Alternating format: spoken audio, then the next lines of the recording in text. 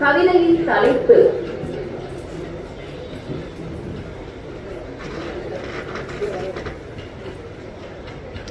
சுதந்திரம் என்ன தந்தது. இதை ஒரு நாடக பாணியில் கவிதையாக வழங்கவில்லை. சொர்க்கத்தில் ஓர் நாள் உலா வந்தேன் நான், சொர்க்கத்தில் ஒரு நாள் உலா வந்தேன் நான், அங்கே ஒரு குழு வார்த்தையாளர். குழுமி இருந்தவர்கள் கண்டு வியந்தேன், குழுமி இருந்தவர்கள் கண்டு வியந்தேன், செக்கிழுத்த செம்மல் எம் வள்ளல் சிதம்பரம் பிள்ளை.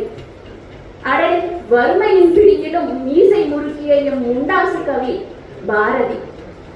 இன்னும் பலர். சரி சரி அவர்களிடம் ஒரு கேள்வி கேட்போமா? சரி சரி அவர்களிடம் ஒரு கேள்வி கேட்போமா?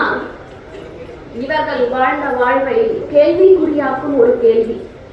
இந்த சுதந்திரம் என்ன தந்தது? கேட்டே விட்டேன் கேள்வியை. இந்த சுதந்திரம் என்ன தந்தது? நீர் பாடுபட்ட சுதந்திரம் என்ன தந்தது என்று கேட்டேன்.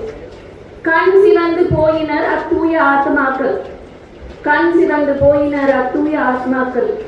மறு கேள்வி கேட்டனர் அவர்கள். விடையை நீங்கள் கூறுங்கள் மக்களே, விடையை நீங்கள் கூறுங்கள் மக்களே. கஞ்சி தொட்டியில் இருந்து விடுதலை தந்து பசுமையை புரட்சி செய்தது எது?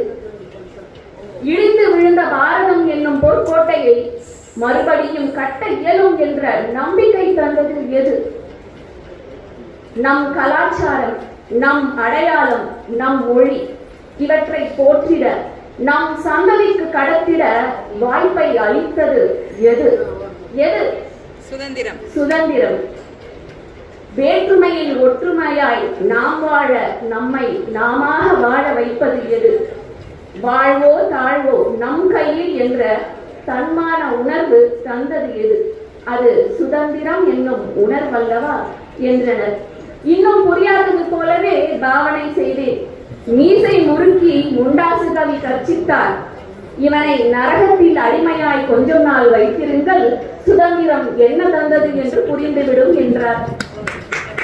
ஐயோ வேண்டாம் வேண்டாம், புரிந்தது புரிந்தது என்றேன் நான். மேலும் சொன்னார், சுதந்திரம் வெறும் பரிசு அல்ல, அது ஒரு பொறுப்பு, பலரின் பிரார்த்தனை, பாக்கியம், பேரறிவோடு வாழ ஒரு வாய்ப்பு. சுதந்திரம் நமக்கு தந்தது உரிமை மட்டும் இல்லை.